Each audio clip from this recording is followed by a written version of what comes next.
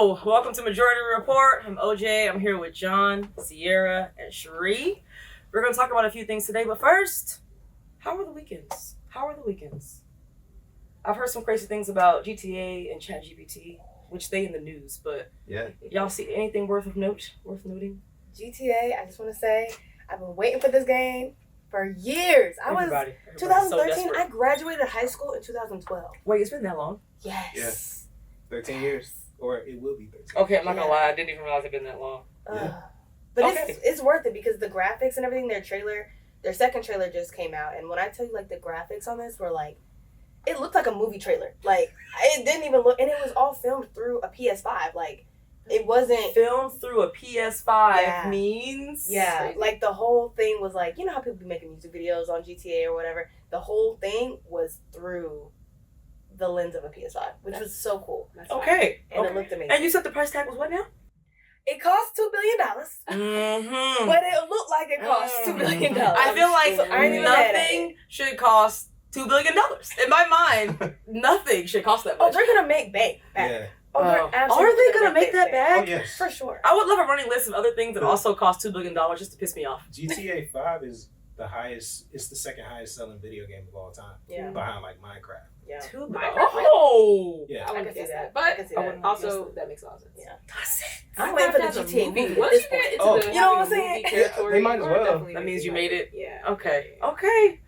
I still want to know how much is that, what cost that much. And then, look, my favorite find recently is ChatGPT. I just want to put it out there that you can use it for anything. Yeah. Your lawyer, your therapist, your doctor, like, the world is crazy right now. Yeah.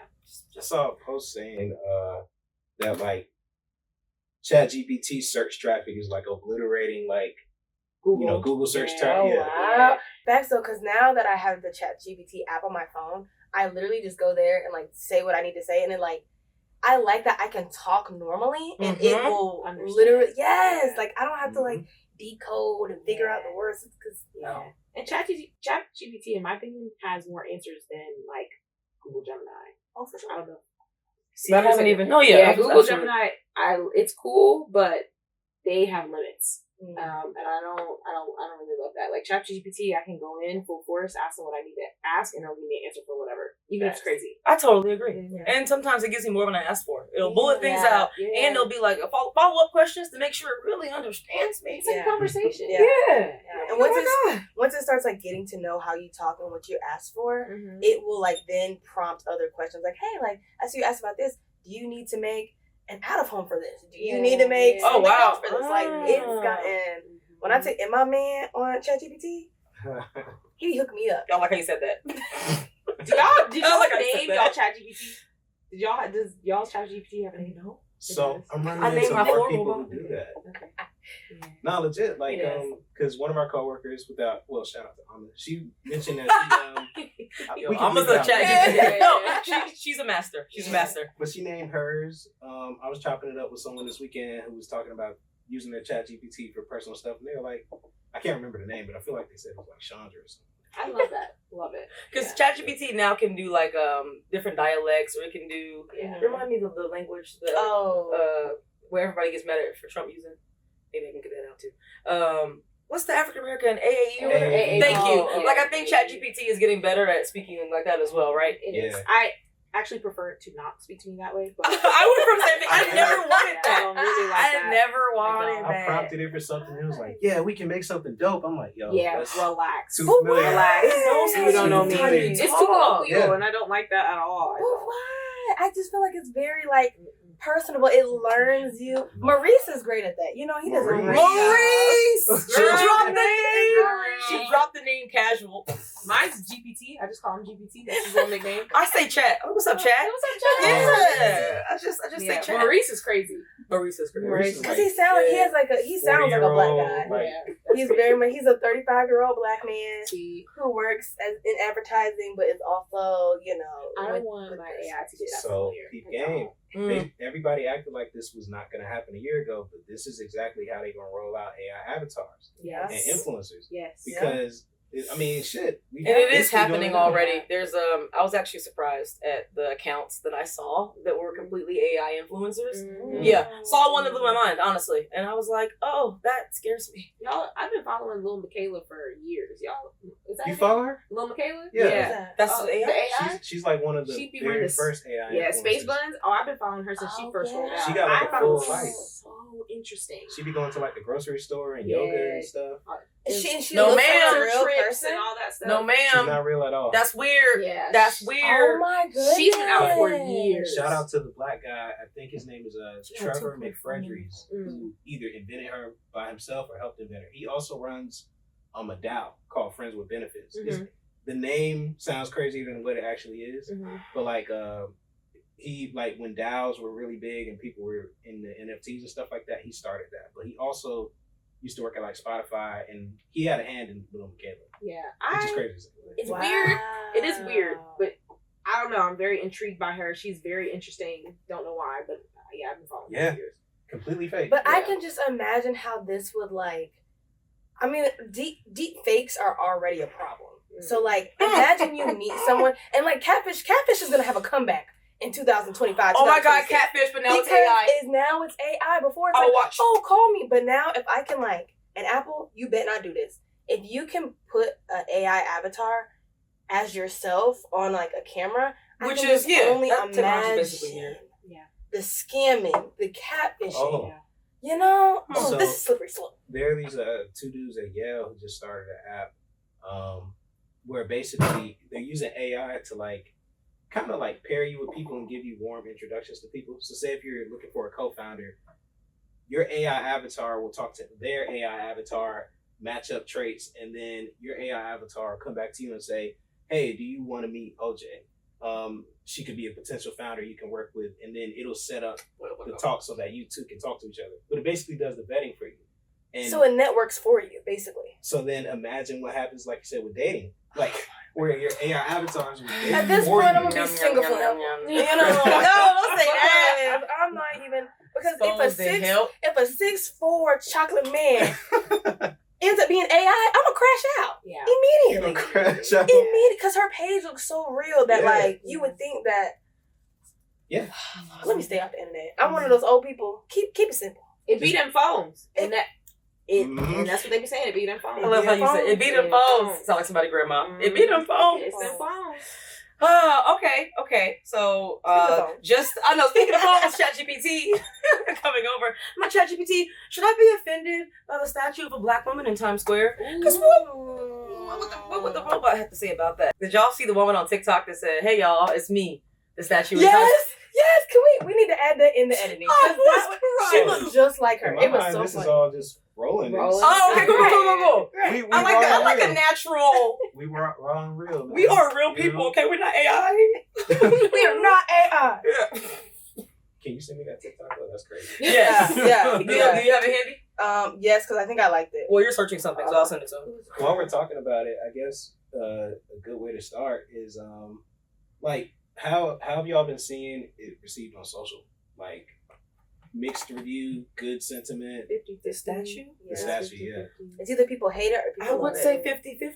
50-50. I would say 50-50. But what annoyed me the most, this was a good old just like what pops up when you do a Google search, where the first people were like these, I would say middle-aged white men. Honestly, some were kind of our age, in their 30s, that were angry. I was like, not anger. I don't think anger is the correct. Why? Like what? Because is anger? Okay, first even having this conversation about DEI in America, it's been heavy. Elon hates it. A lot of people hate it. So they were going from that angle. So it was annoying because she was like, ew. The goal of this was inclusivity and basically DEI. And she's smacking Times Square. She's huge. She's ugly. Coming from them.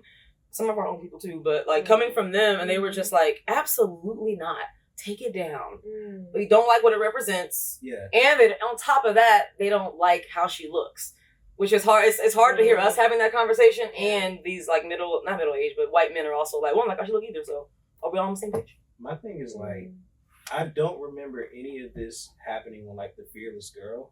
popped up in Times Square. Like I remember, I like that statue. Like it won a can. Or, like like, oh my god, it's so powerful. X, Y, and Z. Because you put a black woman down there. I gotta admit that statue is. I want to just say my stance now. I appreciate the statue of the black woman, but the one with the fearless girl, I like that one more. I like where she's standing. I like what it represented. Of course, I like that it's a little girl. I like a lot about it. I like that it's like it has motion to it, and she's like moving in her pose. I like both statues, but like, yeah, I love that one. You're right. The question for you: do you think this one would ever be nominated for like a Cannes award or win? See, no, but that's because it also it wasn't placed as powerfully. Okay. It doesn't have as much motion. It's not telling as much of a story by looking at it right away. Because of how that other statue was placed and used, you immediately know what's going on. If you're in the middle of Times Square and like this black woman is just like, and that's my argument for it. Is like I don't dislike it because of the woman, because the woman is beautiful. That's an average American black woman. You know what I'm saying? Yeah. I just don't like what. Now you're just putting a black woman out to now just be publicly ridiculed, and I'm not saying like her herself, but like. Now it's just opening it up for so many people to talk about it, you know, and to put her under so much scrutiny and stuff like so. Like it's inclusivity, but like there was other ways that you could have did that. There's other ways that you could have showed that, like, and in my opinion, I feel like her face shows like, I mean, she shows the sentiment of black women right now. Like I'm over this. I'm over this. Like really, that's how she looks. She doesn't give determined to me. She doesn't give like I'm here for a purpose, but like. Why, you know, it's like, okay, I get it. And he's a black, you know, British artist, great work, you know, his work is beautiful, but it's like, as a black British person, do you really honestly know what's going on over here? And did you expect all of that back? Like, you probably thought, oh, like, this is great. Like, this is what I meant for it to be. But like, if you're not a black American, sometimes it's like hard to kind of understand what it means to put black women in the front because we're always going to get the most rebuttal, the most of everything, the roughest clapback. You know? And I feel like sometimes that gets missed, in my opinion. I think I'll say there's a few layers to it, and I like am a little stressed about it, but like not in a bad way. It's just like looking at it from like an artistic standpoint. He was commenting on status, class, and what society values. And when you think about it that way, I thought it was a super powerful statement because people just did the work for him, like commenting. All he did was put an average black woman in Times Square. That's all he did.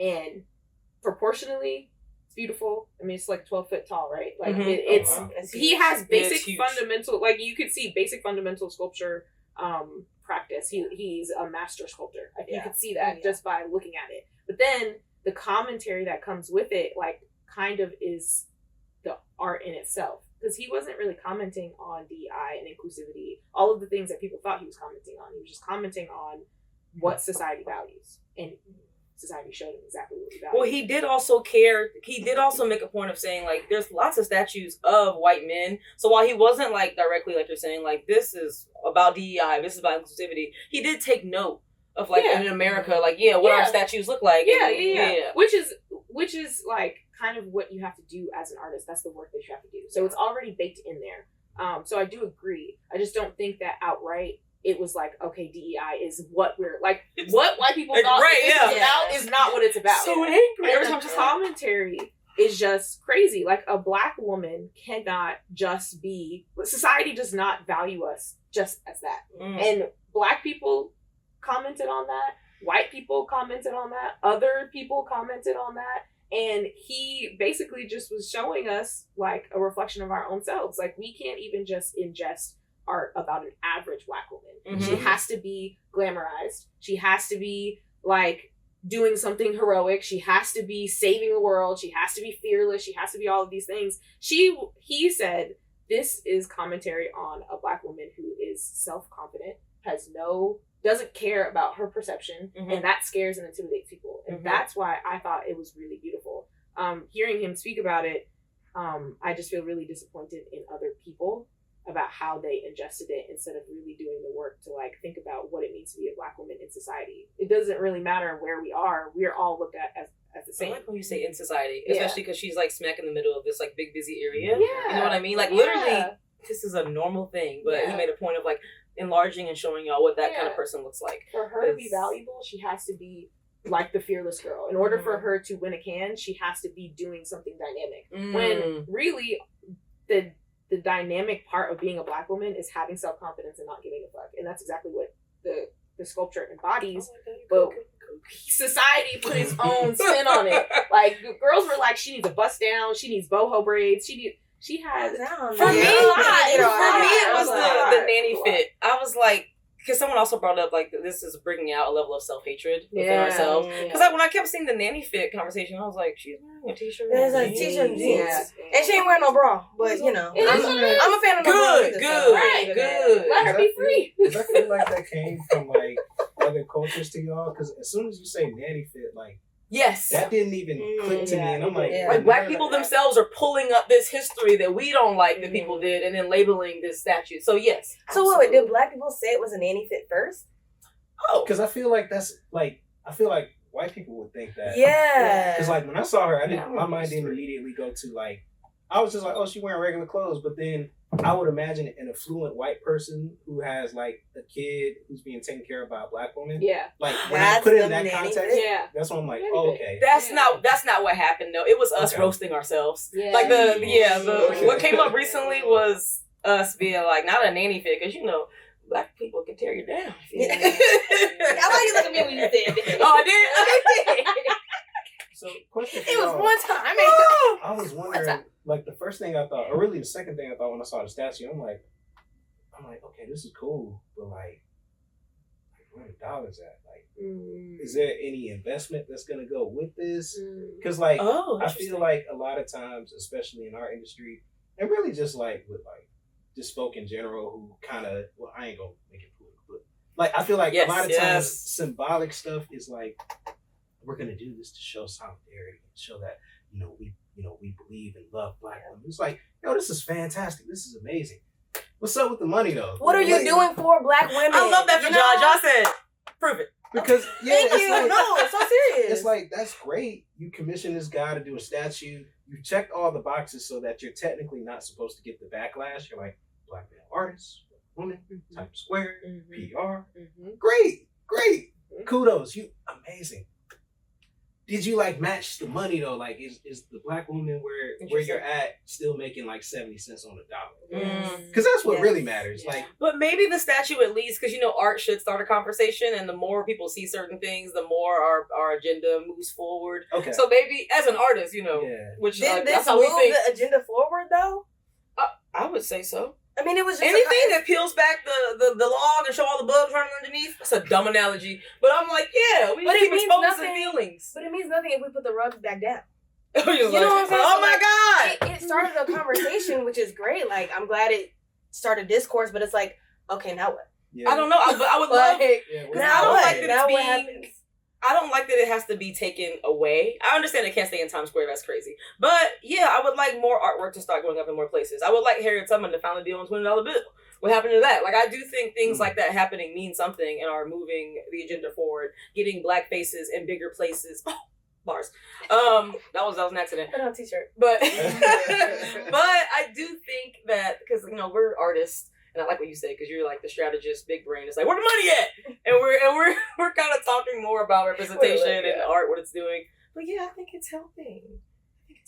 Yeah, I think it goes hand in hand. Like, I think the representation is important. I also think the money is important. I think they should come together. Like the discourse and the dollars. Let's get both of them. D&D. What's going on? Do we know who actually commissioned this? Like, who was the big evil corporation behind this? Because I know he just didn't do this by himself.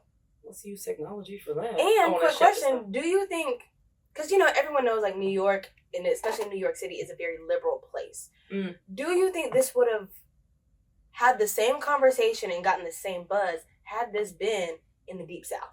Like if they put this next to like a Robert E. Lee because statue. I was afraid it was gonna get vandalized there. I was like, I hope no one does something stupid. When I was seeing the first comments of people being like, "Ew," so no, I think the backlash could have been even worse, and I just didn't want to see her get vandalized. But you almost can't prevent. Someone's gonna tag a statue or do something, but. I think that takes a certain level of security, but if it was in the deep south, like, do you think the conversation would be the same? Like when you go to New York, and even I might be pulling this out of, my booty, but it's like in New York, you think when you think of a black woman, you think of a certain kind of black woman. I think of very earthy. She's Erykah Badu, India Arie. That's my vibe of like New York for real, and like Cali. But like in the South, it's like. That's the woman I see at the grocery store. That's the woman I see. That's my auntie. My auntie. That's what gets me is that that's our family. That looks like somebody in all of our families. But it's like, does that matter? Would people have that same discourse if she was in the South? It depends on where in the South. Yeah. I think like ATL, like Atlanta. Like I think they would have got a different response in Atlanta. She might get the appreciation she deserves. Yeah. In Atlanta, I don't think so. I think it. You don't think so? No, I don't think so. And the only reason why I don't think so is because there's so much. Because black men being harsh too. Atlanta is so like black wealth success. It's just the epitome of like what a lot of the controversy was about. Like glam, the done up, the BBLs, all of those things. So here, success for black people looks a certain way. But I feel like in like the middle of like Alabama or Mississippi is a little bit different. It's a little bit different. Because that actually probably would look like the regular black woman just walking around. They might be like, oh, that looks like my cousin. Twice removed. And then they just move on. Like, who auntie that is? Oh, that's Aunt Pearl from down the street. Like, you had a statue up there. It would be a little different. Yeah. I'm noting from that we will like have a chat too, just about like one being an agency in Atlanta, but also everything you just said about what Atlanta has started to represent when it comes to being a black person. We'll chat on that. Okay. That's a great point. I know this is a serious topic. Nah, I mean, when you brought up an Atlanta statue, in my head, I'm like, could you imagine like a statue of Lil Five of like a woman with like BBL busted? No. I think that would be worse. I think if he would have did that, that would have been 10 times worse. Oh my god! Because then now you lean into the stereotypes, and I think that's just worse. Honestly, they already think he led into. Can't even talk. They already think he led into stereotypes. Yeah. So why she overweight and she's wearing like clothes and so she doesn't have a lot of money. But she's not even that overweight. She's normal. Regular size. I saw regular size is fair. I did see something because I would still say if I said she was plus size or whatever, that's still like it's normal to me. But I'm used to hearing the term plus size growing up, which means you're any size over like 8 or 10. Yeah. I think is plus size. Yeah. But then I saw that the average size for women in America, which also surprised me, was 12 to 16. And I was like, she was very regular. She was literally the most average. I'm gonna be honest. Everyone thinks we're overweight here anyway, though. So we are. I was gonna say if that's the average size. If we're being obesity. Yeah, damn. And that obesity ain't nobody top transcends race. It don't matter what race you are. People are big. Big backed at that. Okay. It's a problem. Double back. It is a problem. So double back. I want my double back. Obesity is an issue. And that's not to come for like people who are overweight. It's just a problem. It's a health thing. problem. Yeah. If it advertises in other countries it is not that. No. Yeah. And so much goes into it too. Because you can be tall and that changes it. You can have like a different BMIs and BPIs, whatever. Like you're not saying if you're a size 14, 16. Yeah. It's an issue. That's not a problem. Yeah. But they had that discourse so funny, and I know that we're kind of getting off topic, but they had that discourse on Twitter the other day talking about this guy tweeted was like, oh, if she's 200 pounds and she's 200 pounds looks different on someone that's 5'6" versus 5. It was something about women being 200 pounds and like showing what that looks like. It sounds like that's true. He was trying to say, oh, any woman that's 200 pounds is like looks a certain way, and it's like no, like it's different. Megan Thee Stallion is probably close to 200. She's probably not 200, but her body, she's tall, she lifts weights, she has long legs. She's thick, so 200 is gonna look different on her than me. I'm gonna look short and stout like a teapot, and that's cool. At 200 pounds isn't gonna be obese on everybody. Exactly. That's exactly what it was different. So that was kind of a segue, but I think that excellent. So, John, I know you worked very closely with the majority on my journey on Sprite specifically. So, like, kind of tell us about this. Yeah. So 2023, Obey Your Thirst came back after 30 years. We know it's like the most famous platform and tagline that the brand has ever had. Brought it back with Anthony Edwards, Sha'Carri Richardson. Did a play on an old Grant Hill spot from 1994. Mm-hmm. Then, in 2024, we did another spot with Anthony Edwards. He was Santa Claus, helped launch the Sprite Chill work. A lot of this, I'm proud to say, I was able to lead on, at least in year 2, year 1. Definitely did a lot of work with our strategy director, Matt. And then Asmir's always been in the cut, ready just to, so it's been dope. So, for the first time ever, Sprite has surpassed number 3 on that list. We ain't even gonna say their name. He who shall not be named. He who shall not be named. But good things, really good work. And then by the time this episode comes out, the new Sprite plus Tea work should be out. So nice, really dope stuff. Yeah, that gives a new definition to pushing P. Literally, you see, pushing the P out. I mean, I don't know about that. I mean, can we just talk about how... talking about the beverages. I'm like, okay. I mean, but we could talk about how, like, the different audiences, I think, helps with that. Because, like, honestly, and we can be real here, Sprite's a black brand. Everyone knows that black people love Sprite. Mm-hmm. They really are in tune with the culture. Like, they really kind of go with what is cool. I mean, they understand that black people are the trendsetters. So they're just like, hey, like, let's just lean into the people that we know. And I don't think... It was one of those things where I don't think they asked for this target audience. I think it just sort of happened and, like, legacy of, like, when you're younger, you're always buying Sprite and, like, but I think they intentionally started years ago. They were like, we're gonna make an intentional effort to be a part of this culture and lifestyle. They were the first brand to really embrace hip hop. So they became like the unofficial drink of like hip hop and black culture. Their history is really rich. There's a lot of stuff that we can't necessarily lean into that we all know is like culture, especially like down in Texas. Certain rapper from Atlanta, you feel me? Like, Sprite has always been there in some capacity. I sound like a spokesperson, it's funny, but it is the unofficial drink of the culture, and now it's number 3 on that list of SSDs in the category. Gen Z loves us, rightfully so. Like doing mighty efforts with not a lot of budget is like that's what we're doing. We're appreciating their efforts. So. I feel like there's a lot of earned media. Earned media, just like word of mouth. Like, salute to our clients. They, they get a lot of dope partnerships in the culture. We did some stuff with Sprite Chill, with Black House Radio. That was really dope. So, like, reaching out to the right influencers, the right platforms. Didn't they do something with Unrivaled too? Yes. Recently? Yeah, that was really cool. It was like, and I think getting into women's sports, because I think Sha'Carri.